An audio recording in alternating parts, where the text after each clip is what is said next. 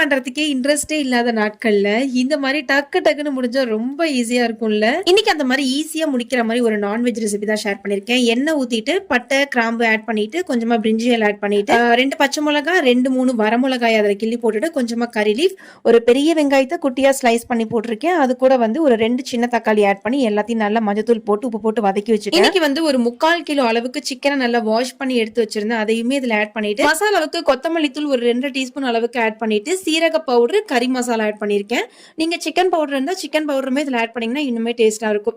So இது எல்லாத்தையும் நல்லா மிக்ஸ் குடுத்துட்டு, இப்போ வந்து பாத்தீங்கன்னா ஒரு 5 to 10 மினிட்ஸ்க்கு தண்ணி ஊத்தி நல்லா வேக வச்சுக்கோங்க. நான் வந்து கொஞ்சம் சிக்கன் பீஸ்லாம் பெருசா இருக்கிற மாதிரி ஆட் பண்ணியிருக்கேன். அதனால ஒரு 5 to 10 மினிட்ஸ்க்கு மேலவே நல்லா வேக வச்சுக்கலாம். தண்ணிலாம் சுண்டிட்டு ஓரளவுக்கு கிரேவி கன்சிஸ்டன்சி வந்த உடனே நம்ம வந்து மிளகுத்தூள் தூவிட்டு எல்லாத்தையும் பெரட்டிட்டு இப்ப சாப்பிட்டு பார்த்தா ரொம்ப டேஸ்ட்டா இருக்கும். இது ரொம்ப ஈஸியா செஞ்சிருக்கும். பட் டேஸ்ட் ரொம்ப அல்டிமேட்டா இருக்கும். ட்ரை பண்ணி பாருங்க. மறக்காம ஃபாலோ பண்ணிக்கோங்க.